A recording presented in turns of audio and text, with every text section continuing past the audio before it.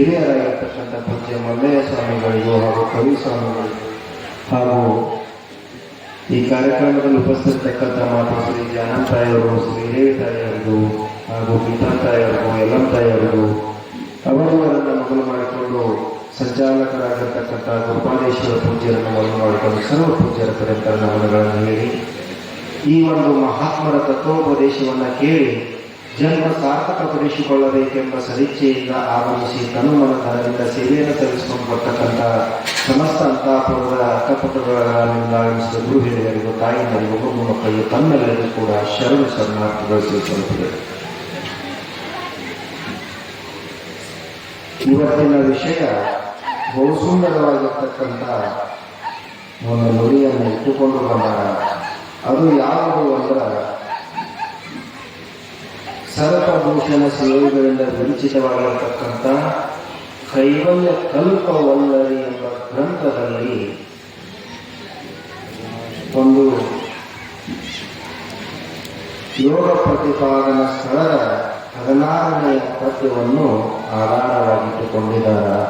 ಅದು ಯಾವುದು ಅಂದ್ರೆ, ಗುರುದೇವ ನೀ ಮಾಡಿದ ಉಪಕೃತಿಯನ್ನು ನಾವು ಮರೆಯುವುದೆಂದಿಗೆ ಎಂಬುದು. ಗುರುದೇವ ನೀ ಮಾಡಿದ ಉಪಕೃತಿಯನ್ನು ನಾವು ಮರೆಯುವುದೆಂದಿಗೆ ಹೇಳೋದು. ಅಂದರೆ ಪರಮಾತ್ಮ, ಗುರು ಪರಮಾತ್ಮ ನೀನು ಮಾಡಿದ ಉಪಕಾರ ಕೃತಿಯನ್ನು ನಾನು ಇಹದೊಳಗೆ ಹೆಂಗೆ ಮರೆಯಲಿ, ಈ ಲೋಕದೊಳಗ ಈ ಜನ್ಮದೊಳಗೆ ಹೆಂಗೆ ಮರೆಯಕ್ಕೆ ಸಾಧ್ಯ ಅಂತ ಇಲ್ಲಿ ಹೇಳ್ಕೊಂಬಂದಾರ. ಅದಕ್ಕೆ ಗುರುವಿನ ಉಪಕಾರ ಕೃತ್ಯವನ್ನ ತೀರಿಸಲು ಯಾರಿಂದಲೂ ಸಾಧ್ಯವಿಲ್ಲ. ಆ ಮಾತನ್ನ ಹೇಳ್ಕೊಂಬಂದಾರ. ಅದಕ್ಕೆ ಗುರು ಅನ್ನುವಂಥ ಶಬ್ದ ಬಹಳ ದೊಡ್ಡದು. ಗುರು ಅಂದ್ರೆ ಅಪಾರ, ಗುರು ಅಂದ್ರೆ ಅನಂತ, ಗುರು ಅಂದ್ರೆ ಸರ್ವಶ್ರೇಷ್ಠ ಅಂತ ಹೇಳ್ಕೊಂಡು ಬಂದಾರ.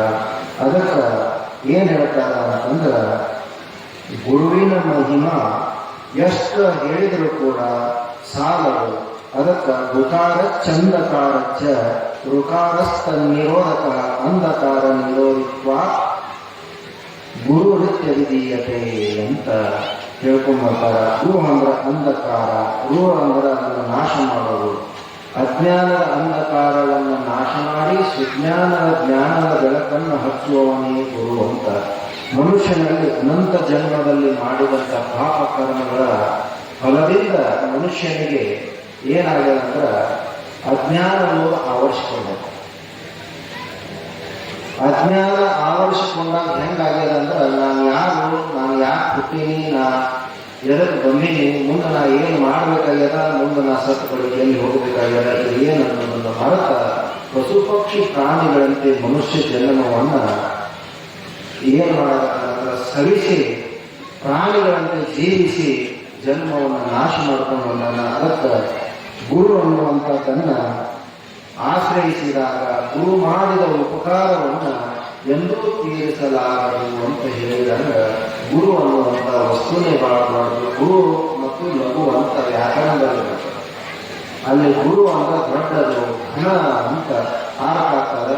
ಅದಕ್ಕೆ ಈ ಲೋಕದೊಳಗ ಗುರುವಿನ ಸಮಾನರು ಯಾರೂ ಇಲ್ಲ, ಗುರುವಿನ ಸಮಾನರು ಯಾರೂ ಇಲ್ಲ. ಮತ್ತು ಗುರುವಿನ ವರ್ಣನೆ ಮಾಡ್ತೀನಿ ಅಂದ್ರೆ ಯಾರಿಂದಲೂ ಸಾಧ್ಯ ಇಲ್ಲ. ಅದಕ್ಕೆ ಕಬೀರದಾಸರು ಒಂದು ಹೇಳ್ತಾರ, ಸರ್ವರ್ತಿ ಕಾಗಜಕರು ಲೇಖನಿ ಸರ್ವನರ ಸಾಕ ಸಮುದ್ರಕ್ಕೆ ಮಸೀಕರು ಗುರು ಗುಣ ಲಿಖಾನ ಜಾಯ್. ಈ ಭೂಮಂಡಲವನ್ನೇ ಹಾಳೆಯನ್ನ ಮಾಡಿ ಈ ಭೂಮಂಡಲದಲ್ಲಿ ಇರ್ತಕ್ಕಂಥ ಎಲ್ಲ ಗಿಡ ಮರಗಳನ್ನು ಪೆನ್ನಾಗಿ ಮಾಡಿಕೊಂಡು ಸಪ್ತ ಸಮುದ್ರದ ನೀರನ್ನು ಮಸಿ ಮಾಡಿಕೊಂಡು ಪೆನ್ನಲ್ಲಿರುವ ಮಸಿಯನ್ನು ಮಾಡಿಕೊಂಡು ಬರೆಯಲು ಕೂಡ ಗುರುವಿನ ವರ್ಣನೆಯ ಬರೆಯಲು ಅಸಾಧ್ಯ ಅಂತ ಹೇಳಿದರು. ಅದಕ್ಕೆ ಗುರು ಅನ್ನುವಂಥದ್ದ ಬಹಳ ದೊಡ್ಡದು. ಅದಕ್ಕೆ ಗುರು ಬಂದು ನಾನು ಗುರು ಚಕ್ಷುರ ಚಕ್ಷುಷಾಂ ಗುರು ಪಿತಾಚ ಮಾತಾಚ ಸರ್ವೇಶಾಂ ಜ್ಞಾನವರ್ತಿನ. ಬಂಧುಗಳು ಆದವರು ಬಂದು ಹೋಗೋರು ಬಂಧನವನ್ನು ಕಡಿಯಲರಿಯರು ಗುರುವಿನಿಂದ ಅಧಿಕ ಬಂಧುಗಳಿಂದ ಸರ್ವಜ್ಞ ಅಂತ ಕನ್ನಡದ ಕವಿಗಳು ಹೇಳ್ಕೊಂಡು ಬಂದಾಗ ಅದಕ್ಕೆ ಗುರುವಿನಿಗಿಂತ ಶ್ರೇಷ್ಠ ಯಾರೂ ಇಲ್ಲ. ಯಾವಾಗ ಮನುಷ್ಯ ಉನ್ನತ ಸ್ಥಾನಕ್ಕೆ ಹೋಗಬೇಕಾದ್ರೆ ಅಲ್ಲಿ ಮನುಷ್ಯನಿಗೆ ಒಂದು ಗುರಿ ಇರಬೇಕು, ಹಿಂದೆ ಗುರು ಇರಬೇಕು. ಅಂದಾಗ ಗುರು ಮತ್ತು ಗುರಿ ಇಲ್ಲದ ಜೀವನ ರೆಕ್ಕೆ ಪಕ್ಕ ಇಲ್ಲದ ಪಕ್ಷಿಯಂತೆ ಅಂತ ಹೇಳ್ಕೊಂಡು ಬಂದು ಅದಕ್ಕೆ ಗುರು ಬೇಕೇ ಬೇಕು. ಯಾವಾಗ ಸದ್ಗುರು ದುರ್ಲಭ ವಿಷಯತ್ಯಾಗ ದುರ್ಲಭ ತತ್ವದರ್ಶನ ದುರ್ಲಭ ಸಹಜವಸ್ಥ ಸದ್ಗುರು ಕರುಣಾಮನ. ಯಾವಾಗ ಗುರು ಕರುಣೆ ಇಲ್ಲದೇನೆ ಈ ಇಂದ್ರಿಯ ವಿಷಯಗಳನ್ನು ತ್ಯಾಗ ಮಾಡಕ್ಕಾಗುವುದಿಲ್ಲ, ತತ್ವದರ್ಶನ ಆಗುವುದಿಲ್ಲ, ಆ ಸಹಜಾವಸ್ಥವು ಕೂಡ ಗುರುವಿಲ್ಲದೆ ಸಿಗುವುದಿಲ್ಲ. ಅದಕ್ಕೆ ಗುರು ಕರುಣಾವಿನ ಏನೂ ಸಾಧ್ಯವಿಲ್ಲ. ಅದಕ್ಕೆ ಏನನ್ನೋದನ್ನು ಬರೆಯಲರಿಯದು ಸದ್ಜ್ಞಾನ ಗುರುವಿನ ಕರುಣೆ ಇಲ್ಲದೆ. ಗುರುವಿನ ಕರುಣ ಎಲ್ಲಾದ್ರೂ ನಾವು ಏನೇನು ಓದಿದ್ರು ಕೂಡ ಅದು ನಮಗೆ ತಿಳಿಯುವುದಿಲ್ಲ, ಅದು ನಮಗೆ ಬರೆಯುವುದಿಲ್ಲ. ಅದಕ್ಕೆ ಗುರು ಅನ್ನುವಂಥದ್ದು ಬಹಳ ದೊಡ್ಡದಾದ ಜಗತ್ತಿನೊಳಗೆ. ಯಾಕ ಅಂದ್ರೆ ನಮ್ಮ ನಿಜವಾದ ಜ್ಞಾನ ಸಂಪರ್ಕವನ್ನು ತಿಳಿಸಿಕೊಡೋರು ಲೋಕದಲ್ಲಿ ಯಾರೂ ಇಲ್ಲ. ಅದು ಯಾರಾದರೂ ಅದಾರ ಅಂದ್ರೆ ಸಾಕ್ಷಾತ್ ಪರಮಾತ್ಮನೇ ನರ ಶರೀರವನ್ನು ತೆಗೆದುಕೊಂಡು ಗುರುರೂಪದಿಂದ ಭೂಮಿ ಮೇಲೆ ಬಂದ. ನಗರೋರಧಿಕಂ ಶಿವಶಾಸನತ. ಗುರುವಿನಕ್ಕಿಂತ ದೊಡ್ಡ ದೇವರು ಜಗತ್ತಿನೊಳಗ ಯಾರೂ ಇಲ್ಲ. ಸಾಕ್ಷಾತ್ ಪರಮಾತ್ಮನೇ ಇಲ್ಲಿ ಬಂದರೂ ಕೂಡ ಅವತಾರ ಎತ್ತಿದರೂ ಕೂಡ ಗುರು ಬೇಕೇ ಬೇಕು.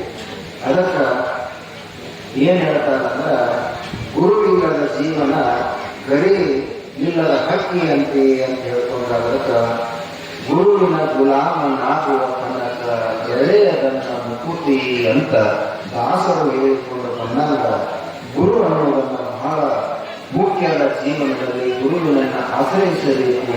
ಗುರುವಿನ ಮುಂದೆ ಗುರು ಸೇವೆ ಗುರು ಭಕ್ತಿ ಎಲ್ಲ ಮಾಡಿ ಗುರುವಿನನ್ನ ಒಲಿಸಿಕೊಂಡು ಗುರು ಕರುಣಿಸಲು ಸಂಸಾರ ವಿಷಯ ಕೆಟ್ಟಿತ್ತು, ಮಾಯಾ ಪ್ರಪಂಚ ಕೆಟ್ಟಿತ್ತು, ಹುಟ್ಟಂತೂ ಹೋಗಿತ್ತು.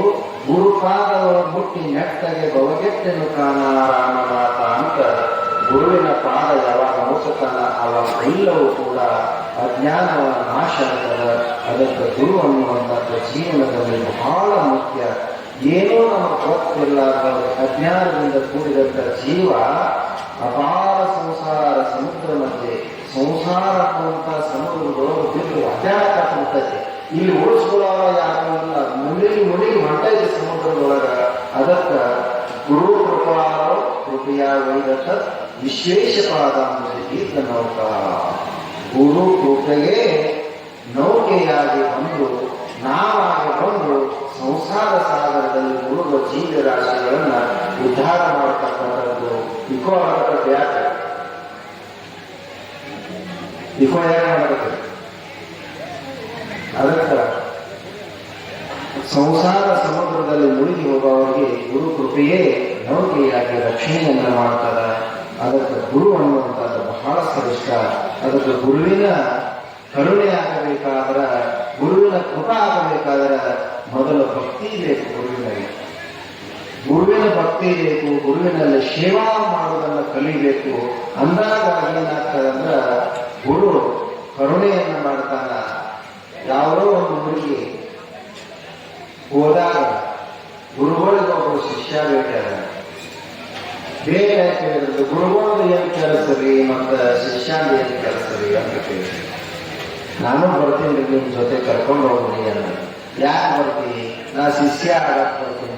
ಶಿಷ್ಯ ಆಗೋದು ಬಹಳ ಕಷ್ಟದ ಕೆಲಸ. ಶಿಷ್ಯ ಆಗಕ್ಕೆ ಬರುವುದಿಲ್ಲ, ಬಹಳ ಕಷ್ಟ ಐತಿ ಅಂದ್ರಂತೆ. ಹಂಗಾರ ಶಿಷ್ಯನ ಕೆಲಸ ಏನ್ರಿ ಅಂತ ಕೇಳಿದ್ರಂತೆ. ನೋಡಪ್ಪ, ಶಿಷ್ಯನ ಕೆಲಸ ಅಂದ್ರ ನಿತ್ಯ ಬೆಳಗ್ಗೆ ನಸುಕಿನ ಜಾವದಲ್ಲಿ ಎದ್ದು ಗುರುಗಳ ಸೇವೆಯನ್ನು ಮಾಡೋದು, ಮಠ ಕಸ ಹೊಡಬೇಕು, ಗುರುಗಳ ಬಟ್ಟೆ ತೊಳಿಬೇಕು, ಗುರುಗಳಿಗೆ ನೀರು ತಂದು ಹಾಕಬೇಕು, ಭಿಕ್ಷಾ ಪಾತ್ರೆ ತೆಗೆದುಕೊಂಡು ಭಿಕ್ಷೆಗೆ ಹೋಗಬೇಕು, ಗುರುಗಳ ಬಟ್ಟೆ ತೊಳಿಬೇಕು. ಇಷ್ಟೆಲ್ಲ ಕೆಲಸ ಕಾರ್ಯಗಳು ಬಹಳ ಇರ್ತಾವೆ. ಮತ್ತು ಗುರುಗಳ ಕೆಲಸ ಏನಿದೆ ಅಂದ್ರೆ ಗುರುಗಳು ಸ್ನಾನ ಮಾಡೋದು, ಪೂಜೆ ಮಾಡೋದು, ಜಪ ತಪ ಮಾಡಿಕೊಂಡು ಯಾರ ಭಕ್ತರು ಬಂದ್ರೆ ಆಶೀರ್ವಾದ ಮಾಡೋದು, ಮತ್ತು ಯಾರ ದಕ್ಷಿಣ ಕೊಟ್ಟು ಇಸ್ಬೋದು, ಕಲ್ಯಾಣ ಮಾಡೋದು, ಇಷ್ಟು ಕೆಲಸ. ಹಂಗಾರ ನಾ ಗುರುನ ಆಗ್ಬಿಡ್ತೀನಲ್ರಿ ಶಿಷ್ಯ ಆಗೋದು ನಿಮಗಂದ ಹೀಗಾದ ಕೆಲಸ ಆಗುವುದಿಲ್ಲ. ಅದಕ್ಕೆ ಕಾಶಿನಾಥ ಕೂಡ ಬಹಳ ಚೆನ್ನಾಗಿ ಹೇಳ್ತಿದ್ರು. ಅವ್ರು ಜವಾರಿ ದೃಷ್ಟಾಂತ ಹೇಳ್ತಿದ್ರು. ಜವಾರಿ ಒಂದ ಮಾತು ಹೇಳಿದ್ರೆ ಒಂದೊಂದು ಉದಾಹರಣೆ ಹೇಳ್ಕೊಟ್ಟು ಹೇಳ್ತಿದ್ರು. ಅವ್ರು ಹೇಳಿದ್ರಂದ್ರ ಅದು ಶಾಶ್ವತ ಉಳಿತಿತ್ತು. ಹಿಂಗ ಸೇವಾ ಮಾಡ್ತಕ್ಕಪ್ಪ ಗುರುಗಳು ಸೇವಾ ಮಾಡ್ತಾನೆ. ಆಯ್ತಪ್ಪ ನಮಗೂ ಸೇವಾ ಮಾಡೋದು ಯಾರೂ ಇಲ್ಲ, ಬಹಳ ಸೇವಾ ಆಗ್ತು, ಬಹಳ ಆನಂದ ಆಗ್ತು, ಬಹಳ ಕರ್ಕೊಂಡು ಹೋಗ್ತಂತ ಗುರುಕುಲ ನಕ್ಕೋತ ಹೋದ ಶಿಷ್ಯ ಸೇವಾ ಮಾಡಕ್. ಮುಂದೆ ಏನಾಯ್ತು, ನಸ್ಕಿನ ಜಾವದಲ್ಲಿ ಏನಪ್ಪ 4 ಗಂಟೆ ಆಯ್ತು, ಕೋಳಿ ಕೂಡಿತು 7 ಈಗಂತೂ ಕೋಳಿ ಕೂಗಾಗಿಲ್ಲ. ಯಾಕಂದ್ರೆ ಕೂಗಾಕ ಅವ್ನು ಬಿಟ್ಟೇ ಇಲ್ಲ, ಎಲ್ಲ ಕೂಕೊಂಡ್ ತಿಂದು ಬಿಟ್ಟಾರ. ಇರ್ಲಿ 4 ಗಂಟೆ ಆಯ್ತು, 7 ಕಸ ಹೋಗೋದು. ಅವ ಆರಾಮ್ ಹೊತ್ತು ಊಟ ಮಾಡಿ ಕುಂಭಕರ್ಮ ಮಕ್ಕೊಂಡಿದ್ದ ಶಿಷ್ಯ. 7 ಕಸ ಹೋಗನು. ಅದರೊಳ ನೀವು ಸರ್ವಶ್ರೇಷ್ಠರು, ಗುರು ಬ್ರಹ್ಮ ಗುರು ವಿಷ್ಣು ಅಂತ. ನೀವು ಬ್ರಹ್ಮನ ಸಮಾನ, ವಿಷ್ಣುವಿನ ಸಮಾನ, ಮಹೇಶ್ವರನ ಸಮಾನ. ನನ್ನ ಅಪವಿತ್ರವಾದ ಕಾಲನ್ನು ತಗೊಂಡ್ಬಂದು, ಪಾದ ತಗೊಂಡ್ಬಂದು ನಿಮ್ಮ ರೂಮ್ನ್ಯಾಗ ಕಾಲಿಟ್ಟು ಕಸ ಹೋಗಿದಂದ್ರೆ ನಿಮ್ಮ ರೂಮ್ ಅಪವಿತ್ರ ಆಗಿತ್ತು, ಇತ್ಯಾಗ್ರಿಯಪ್ಪ ಅಂತ ಗುರುಗಳ ಎಂಥ ಶಿಷ್ಯ ಕಂಡು ಬಿದ್ದೆ ನನಗೆ ಅಂತ ಗುರುಗಳ ಸಹಾಯ ಅವರ ಕಸ ಹೊಡ್ಕೊಂತ. ಆಮೇಲೆ ಸ್ನಾನಕ್ಕೆ ನೀರು ತಗೊಂಡು ಬಾರಪ್ಪ ಅಂತ ಹೇಳಿದ್ರು ಗುರುಗಳು. ಅಲ್ಲೇ ಒಂದು ಭಾವಿತ್ತು. ಅದೋಳ ನಾನು ಅಪವಿತ್ರವಾದ ಮನುಷ್ಯ ಬಾಯಿಯೊಳಗೆ ಇಳಿದು ನನ್ನ ಪಾದ ನೀರೊಳಗಿತ್ತು, ಆ ನೀರು ಕುತ್ಕೊಂಡ್ಬಂದು ನಿಮಗೆ ಹಾಕಿದ್ರೆ ಅಪವಿತ್ರ ಆಗಿತ್ರಿಯಪ್ಪ ನೀರ, ಮತ್ತು ನೀವು ಬ್ಯಾಡ್ರಿಯಪ್ಪ. ಗುರುಗಳು ಸಾಗತ ಏನ್ ಮಾಡುದು ಅಂತಂದು ಅದನ್ನು ನೀರನ್ನು ಅವರ ತಗೊಂಡ್ಬಂದ್ರು. ಎಲ್ಲ ಅವರ ತಗೊಂಡ್ಬಂದು ಅವರ ಮಾಡ್ಕೊಂಡಂತ 8-9 ಗಂಟೆ ಆದ ಬಳಿಕ ಯಾರೋ ಒಬ್ಬರು ಭಕ್ತರು ಬಂದು, ನಮ್ಮ ಮನ್ಯಾಗ ಇವತ್ತು ಪೂಜೆ ಐತಿ, ಪ್ರಸಾದ ಐತಿ, ಬರಬೇಕ್ರಿ ಅಥವಾ ಅಂತ ಕರೆದ್ರು. ಶಿಷ್ಯ ನೋಡ್ರು ಬಗ್ಗೆ ಏನೋ ಶಿಷ್ಯ ಅಥವಾ ಕಸ ಹೊಡೆದು ಹುಡುಗಿಲ್ಲ, ಬೆಳಿಗ್ಗೆ ನೀರು ತಗೊಂಡ್ಬಂದು ತಂದಿಲ್ಲ, ಮತ್ತೆ 3ನೇ ದಿನ ಬಿಟ್ಟರೆ ನೀವು ಸಿಕ್ಕಾಕ್ತೀರಿ ಹೋಗ್ತೀನಿ ಅಂತ.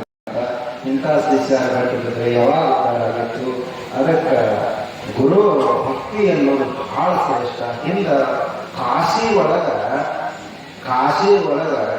ಏನಾಗಿತ್ತು ಅಂದ್ರೆ, ಗುರುವಿನ ಶರೀರ ಕೊಳತ ನಾರುವ ಸಂದರ್ಭದೊಳಗ ದೀಪಕನ್ನುವಂತ ಭಕ್ತ ಆ ಅರಿವಿಯನ್ನು ಮನಮುಟ್ಟಿ ಗುರು ಸೇವೆಯನ್ನು ಮಾಡಿಕೊಂಡು ಬರ್ತಿದ್ದ. ಬರುವಾಗ ಆ ಅರಿವೆಲ್ಲ ದುರ್ಗಂಧನಾಗ್ತಿತ್ತು, ಶರೀರ ಸೋರುತ್ತಿತ್ತು. ಅಂತ ಮನಮುಟ್ಟಿ ಗುರು ಸೇವೆಯನ್ನು ಮಾಡ್ತಕ್ಕಂಥ ದೀಪಕ ಗಂಗಾ ನದಿ ಸ್ನಾನ ಮಾಡಿ ಗುರುವಿನ ಬಟ್ಟೆ ಒಪ್ಕೊಂಡು ಒಂದು ವಿಶ್ವನಾಥ ವಿಚಿತ್ರ ವಿಶ್ವನಾಥನ ಎಂಥ ಗುರುಭಕ್ತಿ ಮಾಡತಕ್ಕನ್ನ ದೀಪಕ ಅಂತ ತಿಳ್ಕೊಂಡು ಆ ಗುರುಭಕ್ತಿಗೆ ಮೆಚ್ಚಿ ಸಾಕ್ಷಾತ್ ವಿಶ್ವನಾಥನಿಗೆ ಬಂದು ಏನ್ ವರ ಕೇಳ್ತಿ ಕೇಳು ಅಂತ ಕೇಳಿದಾಗ ದೀಪಕ ಗುರು ಪರಮಾತ್ಮನ ಕರುಣೆ ನನ್ನ ಮೇಲೆ ಆದ ಬಳಿಕ ಇನ್ಯಾವ ವರ ಬೇಕು, ಯಾವ ವರ ಮಾಡೋದು ಬೇಡ ಅಂತ ದೀಪಕ ಹೇಳಿದಂತ. ಅಂತ ಶಿಷ್ಯರು ಹೇಳಿದ್ರು. ಗುರುಗಳು ಹೇಳಿದ್ರಂತ, ಮರಿ ಹಾಕೈತಿ, ಮಠದ ಒಡ್ಡ ಹೊಡೆದೈತಿ, ಅದಕ್ಕೆ ಒಡ್ಡ ಹಾಕಿದ ಅಂತ ಕಳಿಸಿದ್ರಂತ. ಒಡ್ಡ ಹಾಕಿದ ಶಿಷ್ಯ ಮಳೆ ಬಿಟ್ಟು ನೀರು ಹರಿದು ನೋಡಿ 3 ದಿವಸ ಒಡ್ಡಿ ಅಡ್ಡ ಮಾಡ್ಕೊಂಡಿರ್ತಂತ ಶಿಷ್ಯ 3 ದಿವಸ. ಅಂತ ಗುರು ಭಕ್ತಿ ಮಾಡ್ತಿದ್ರು. ಈಗೇನಾಗಿರ್ತೈತೆ ಅಂದ್ರೆ ಈಗಿನ ಎಲ್ಲ ಹೀಗೆ ಇಂಥ ಭಕ್ತರು ನೀರು ತಗೊಂಬ ಸೇವಾ ಮಾಡ ಈಗಿದ ಗುರುವಿಗೆ ಉಪದೇಶ ಮಾಡುವ ಭಕ್ತರ ಕಟ್ಟಿಬಿಟ್ಟಾಗ ಗುರು ಕರುಣೆ ಅನ್ನೋದು ಸಿಗುವುದಿಲ್ಲ. ಅದಕ್ಕೆ ಈ ಜಗತ್ತಿನೊಳಗ ಶ್ರೇಷ್ಠವಾಗಿರ್ತಕ್ಕಂಥ ಉತ್ತರ ಕರ್ನಾಟಕದಲ್ಲಿ ನಡೆದಾಡುವ ದೇವರಾಗಿ, ಮಾತನಾಡುವ ದೇವರಾಗಿ ಗಂಗಾಯಮನ ನದಿಯಂತೆ ಯುಗ ಪುರುಷರಾಗಿ ಹೋಗಿರ್ತಕ್ಕಂಥ ಒಬ್ಬ ಸಿದ್ದೇಶ್ವರ ಯೋಗಿಗಳು, ಒಬ್ಬರು ಶ್ರದ್ಧಾನಂದರು ಇಡೀ ನಡೆದಾಡುವ ದೇವರಾಗಿ ಲೋಕವನ್ನು ಉದ್ಧಾರ ಮಾಡಿದರು. ಹಲವು ಮಾತೇನು ನೀವು ನಡುವೆ ಪಾದವನ್ನಿಟ್ಟ ನೆಲವೇ ಸುಕ್ಷೇತ್ರ ಜಲವೇ ಪಾವನ ತೀರ್ಥಂದಾಗ ಮಹಾತ್ಮರು ಪಾದ ಸಂಚಾರ ಮಾಡಿ ಇಡೀ ಜಗತ್ತಿನ ಜೀವಿಗಳನ್ನು ಉದ್ಧಾರ ಮಾಡಿದರು. ಅವರು ಹಾಕಿದಂಥ ಮಾರ್ಗದಲ್ಲಿ, ಅವರು ತಿಳಿಸಿದಂಥ ಮಾರ್ಗದಲ್ಲಿ, ಸನ್ಮಾರ್ಗದಲ್ಲಿ ನಡೆದು ನಾವು ನೀವೆಲ್ಲರೂ ಧನ್ಯರಾಗ ಅಂತ ಹೇಳ್ತಾ ನನ್ನ ವಾರ್ತೆಗಳನ್ನು ಸುತ್ತೂರ್ನಾಥ ಶಿವರಾಮ ದೇಶ ಕೊಡುವುದು.